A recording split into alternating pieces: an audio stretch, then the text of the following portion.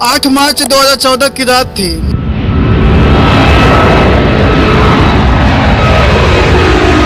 Malaysia की राजधानी Kuala Lumpur के अंतर्राष्ट्रीय हवाई अड्डे से मलेशिया एयरलाइंस की उड़ान MH370 ने बीजिंग के लिए उड़ान भरी।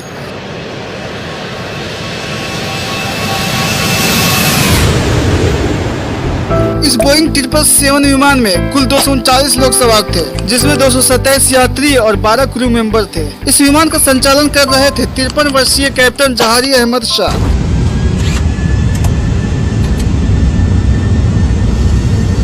जिनके नाम 18,000 से अधिक घंटे के उड़ान का अनुभव था। वह मलेशिया एयरलाइंस की सीनियर और भरोसेमंद कप्तानों में से एक थे और उनके साथ को पायलट थे सिर्फ 27 साल के युवा फरीक अब्दुल हमीद। विमान ने ठीक 12:41 AM पर उड़ान भरी।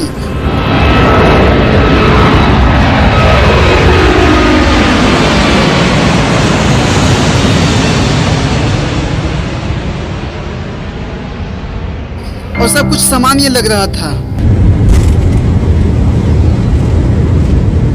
कुछ ही मिनटों में प्लेन क्रूजिंग अल्टीट्यूड पर आ गया और रात के अंधेरे में शांत समुद्र के ऊपर उड़ान भरने लगा। लेकिन 1 घंटे के अंदर ही कुछ ऐसा हुआ जिसकी किसी ने कल्पना तक नहीं की थी। जब विमान वियतनाम की हवाई सीमा में प्रवेश करने वाला था तो मलेशिया और वियतनाम के एयर ट्रैफिक कंट्रोल से उसका संपर्क अचानक टूट गया। इसके बाद आखिरी रेडियो संदेश जो को पायलट फरीक हमीद की ओर से आया वो था, good night Malaysian 370। Good night Malaysian 370। और इसके बाद सन्नाटा छा गया। MH370 का संपर्क अचानक खत्म हो जाना बेहद असामान्य था।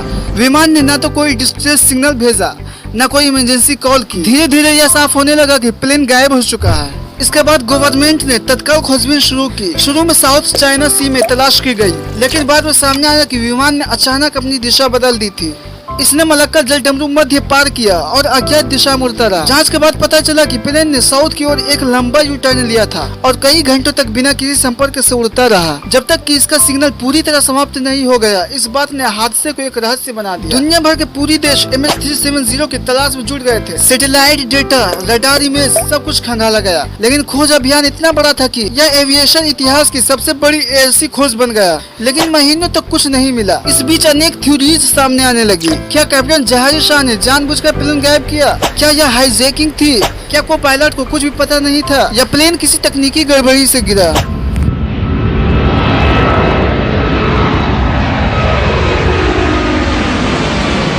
फिर जुलाई 2015 में उम्मीद की एक किरण तब जगी जब हिंद महासागर के एक दूरदराज द्वीप रेनियन आइलैंड पर विमान का एक फ्लैपरोन यानी पंख का हिस्सा मिला। इसके बाद और कुछ टुकड़े भी अलग अलग जगहों पर मिले, लेकिन मुख्य विमान का मलबा या ब्लैक बॉक्स अब तक नहीं मिला। इस पूरी घटना ने दुनिया को चौंका दिया और एक बड़ा सवाल खड़ा किया, क्या आज के आधुनिक युग में एक विमान बिना कोई निशान छोड़े गायब हो सकता है? दरअसल MH370 का रहस्य आज भी गहराई में डूबा हुआ है। सैकड़ों परिवार आज भी इंतजार कर रहे हैं जवाबों का, न्याय का और अपने प्रियजनों की यादों के बीच शांति का। यह सिर्फ एक विमान की गुमशुदगी नहीं थी, यह इंसानियत की सामूहिक चिंता थी। तकनीक पर सवाल था और संवेदनाओं का एक ऐसा अध्याय जिसे कभी भुलाया नहीं जा सकेगा।